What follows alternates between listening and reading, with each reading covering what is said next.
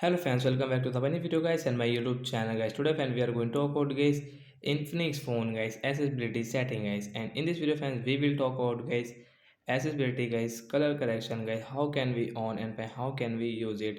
Once you want to on guys your Infinix phone guys, your phone color correction, so how can you on and how can you use.